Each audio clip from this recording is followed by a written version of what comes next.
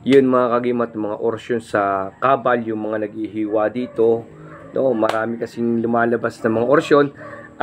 Paano ba natin matitrace based sa Team Happy Agimat? Paano ba natin titrace yung mga orasyon na kung gagana sa atin at kung paano natin mapapagana po ito? Kasi marami pong lumabas daw po ng mga orasyon na ginamit po, na nag-feedback sa atin na nasugatan sila. Ito po, pag-usapan natin. Tara, let's go.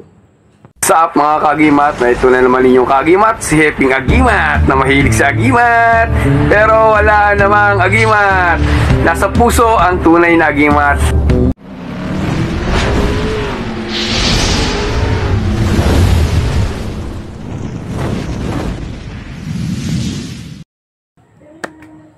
Yun, mapagpalang araw mga kagimat, no?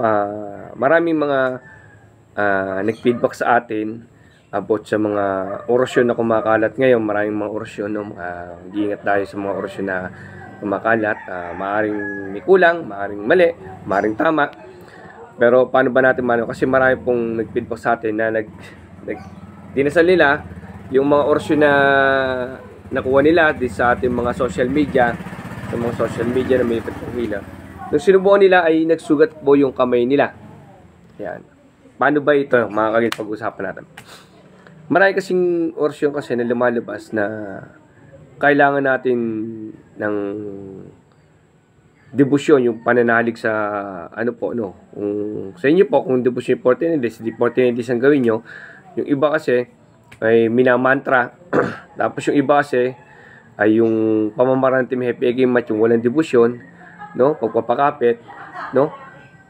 Pagka po nakakuha kayo ng orasyon, mga kagimat, kailangan po nyo munang alamin kung ito ba'y legit po o hindi. Paano ba malalaman? Isa din po sa pamamaraan, yung pamamaraan ng Team Happy Agimat na natatanong po natin sa daliri natin, sa gabay natin, kung ito ba'y kung ito ba'y legit ang orasyon na to, gagana ba to? Ngayon, kung umuo yung gabay nyo, yung tanungan nyo, pwede nyo silang pakapitin sa katawan nyo. Kung may stick din kayong tanungan, kung may bilao kayong tanungan, kung may tanungan kayo sa daliri, sa gabay, marami po kasi tayong tanungan Opo. Sa daliri, sa bilao, sa stick, meron kasi tayong mga ganun sa itlog. Pwede po yung itlog, patatayuin yung itlog. Para malaman nyo po yung katanungan nyo kung pwede nyo gamitin yung itlog. Pwede nyo tatayo po yung itlog. Pag sumagot yan, oo. Marami po kasi pamamaraan ng tanungan, no? Kaya binigyan ko ng idea, meron tayo sa channel natin. Ngayon, kung umuo sa inyo na mapapagana yung orasyon, tsaka nyo pakapitin sa katawan. Pero kung hindi po talaga mapapagana, hindi talaga umuo yung gabay nyo, huwag nyo nang gamitin.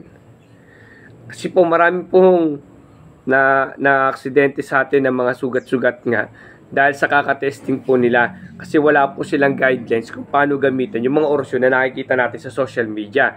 Ngayon po, dito ako nagbibigay sa inyo ng aral para po ma-guidelines po kayo doon sa mga orasyon na gagamitin nyo.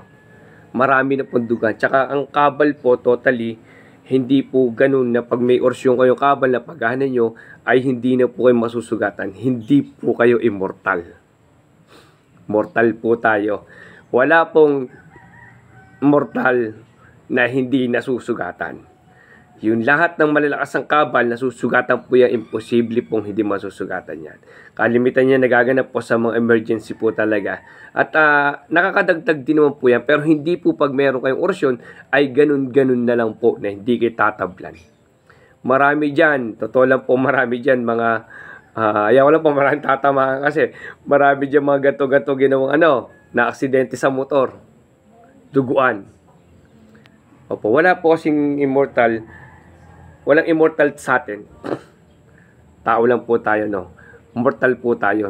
Pwede tayong masugatan. Yang pong kabal na yan ay kunting dagdag lang po sa ating mga kakayahan po upang medyo impusa. Teka.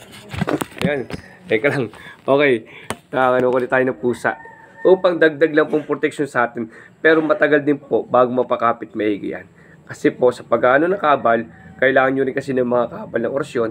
Meron kang kabal sa alak, meron pang araw-araw, pang 24 oras, no? Pero, kailangan talagang pakapitin din muna yan. At kailangan legit po ang orasyon makukuha nyo. At tanungin nyo po sa mga gabay nyo, kagaya sinabi ko, itlog, bilao, dalire, stick. Diba? Itlog, pwede nyo gawin tanungan yun eh. Tatayo po yan eh. Opo. Akala nyo sa pang ano lang, di ba? Pang tawas sa balis, hindi po. Pwede rin tanungan yan. Tinagamit namin tanungan. Kahit sa piso, nakita nyo yung piso, nagpatayo ang itlog sa piso, di ba? Ayun po. Yan, maraming salamat at God bless sa inyo na may makatulong sa inyo, no? Ganun po ha, mag-iingat po lagi tayo sa mga orsyon na kukuha natin kasi nga po marami nag-feedback sa akin ng mga nasugatan po sa mga lumabas. Marami po lumabas ngayon. Marami mga naglabas sa mga orsyon po ngayon na